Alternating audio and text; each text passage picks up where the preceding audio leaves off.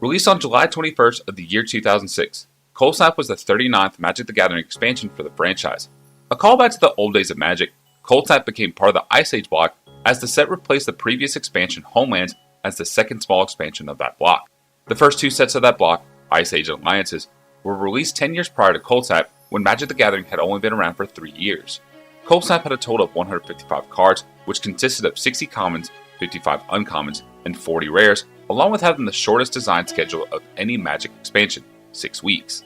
The set was released in 15 card booster packs through 4 pre-constructed decks called Auric Stampede, Beyond the Grave, Gelder & Cunning, and Snowscape, along with being released in fat packs, which included additional items such as random Pro Tour player cards, the novel The Gathering Dark, and a new original story by Jeff Grubb that was in the player's guide as well.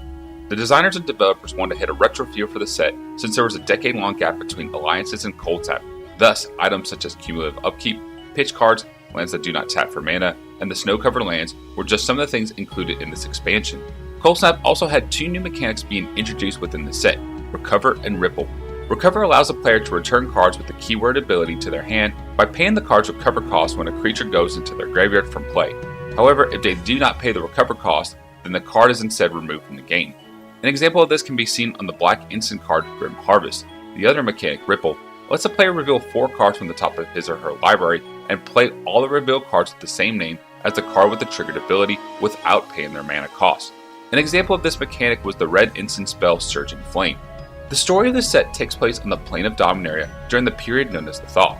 The Rimewind Wizards, the sorcerers who worship eternal ice, and led by the Chiromancer Hydar, wished to bring back the Ice Age after Freyalise had cast the World Spell. This story goes over the rise of Hydar's power, seeking out Phyrexian magic to aid him in his cause before his eventual downfall. If you would like to know more about this and Dominaria in general, check out my previous video called A History of Dominaria that goes over the history of the plane itself.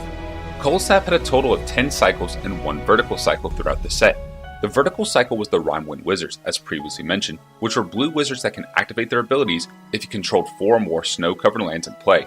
The Rimewind Wizards were Rimewind Taskmage at the common level, Rimewind Chiromancer at the uncommon level, and Hydar, Rimewind Master at the rare level. Regular cycles included ally color cumulative upkeep cards, both snow basic lands and snow tap lands, surging spells, which were cards that helped the Ripple mechanic, kindle spells, which were cards that became stronger the more copies you had in the graveyard, and the Martyr cycle of human creatures. The last 4 cycles include the Enemy Hosers, which were a cycle of cards that hampered the card's enemy colors in a certain way. This particular cycle included the white card Luminesce, the blue card Flash Freeze, the black card Deathmark, the red card Chiroclasm, and the green card Carplusian Strider. There was the Super Pitch card cycle, which was a callback to the original pitch cards such as Force of Will in the early days of Magic, with cards that could be played by removing 2 cards of a certain color out of your hand instead of playing the high mana cost. This cycle of cards included the white card Sunscour, the blue card Commandeer, the black card Soulspike, the red card Fury of the Horde, and the green card Allosaurus Rider. There were the uncommon gold spells, which were cards that required 2 ally colors to cast for a certain effect, and included the blue-white Vanish into Memory, the black-blue Blizzard Spectre, the black-red Deep Fire Elemental, the green-red Wilderness Elemental, and the white-green Juniper Order Ranger. The last cycle were the tricolor creatures, which required at least 3 different colors for the card to be cast onto the battlefield. This cycle included Diamond Fairy, Tamanoa, Sakuwa Deathkeeper, Garzazol Plague Queen, with the last card being the notorious Zur the Enchanter, who has become quite popular within the Commander format. Along with the cycles, Cold Snap had 1 mirror pair, 2 true reprints, and 2 functional reprints present within the set. The mirror pair consisted of White Shield Crusader and Stromgall Crusader, which had 2 mana activated abilities and protection from the opposite color.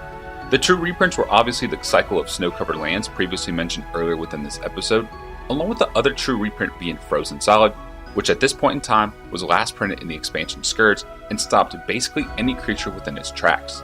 1 functional reprint was Krovakin Scoundrel, which played the same as several Portal block cards including Skeletal Snake from the original Portal set, Dakmor Scorpion from Portal 2nd Age, and Way Infantry from Portal 3 Kingdoms.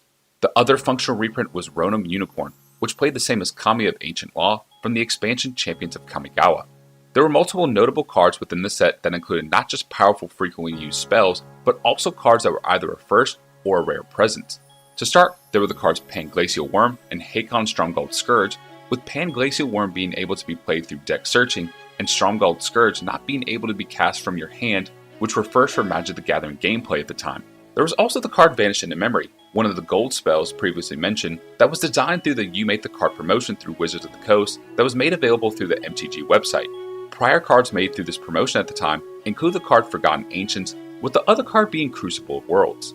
There was Boreal Druid, which was a green card that helped with elf strategies early on and has seen a resurgence in 2016 in Commander tournaments. Skred, which is a red card that dealt more damage with the more snowlands you had in control, was actually part of many mana ramp strategies at the time. It also sees a good amount of play in the Pauper format as well, since it was printed as a common card. Mouth of Ronom was a land card that could tap for 1 mana or have an activated ability that dealt 4 damage to a target creature. Just like Skred, this was also part of many mana ramp strategies at the time. The other notable land card was Dark Depths, which entered the battlefield with 10 ice counters and could have a counter removed if 3 mana were paid.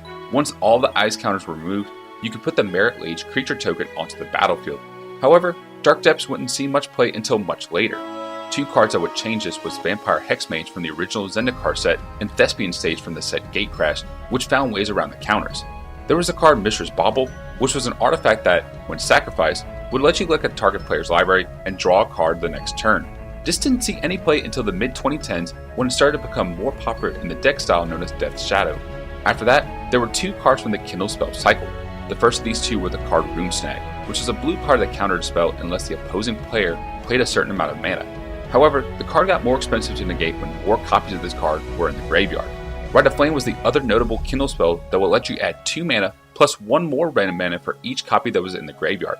This card was mainly seen in Belcher, Teps, and Dragonstorm strategies, along with seeing a tiny resurgence in 2015 when it was used in Grapestorm deck styles. Next were 2 enemy hoser spells that were decently effective overall. The first of these 2 cards were Deathmark, which was a black card that destroyed a target green or white creature. This was mainly seen in the deck styles of Fairy and Jund strategies, but overall it was considered a must-needed sideboard card at the time. The other enemy hoser spell was Flash Freeze, which was a cheap blue spell that countered a target red or green spell. Early on, it was seen heavily in Fairy, blue-black, and blue-white strategies, but in recent years it has also been used in deck styles such as blue-red aggro and many Delver decks as well. But just like Deathmark, it was mainly a sideboard card for most decks that it was included in.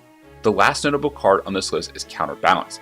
This is a blue enchantment card that in lots of strategies repeatedly counter your opponent's spells since you have to reveal the top of your card as a requirement. It was used widely with the cards Brainstorm and Sensei's Divining Top, with the combination of the latter card getting the nickname Countertop for legacy format strategies.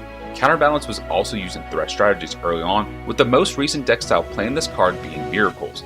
As of the recording of this episode, the price of a booster box of Coalsap is going for around $500. And that is all for this episode of Card Anthology. I hope you enjoyed this episode as we take a look back at the Cold Snap set. If you enjoyed this episode, please be sure to leave a like, comment, and share the video, along with subscribing to the channel for more Magic the Gathering videos. Be sure to also check out the Card Anthology playlist, which starts from the very beginning of Magic's first set, the Thrain unofficial audiobook done by yours truly, along with one of the larger videos called A History of Dominaria, which mentions some of the events of Cold Snap. If you would like to support the channel even more, be sure to check out my Patreon page in the video description below to check out the different tiers and rewards that are being offered. Thank you again everyone for the support. This is Coach signing out, and I will see you all in the next episode.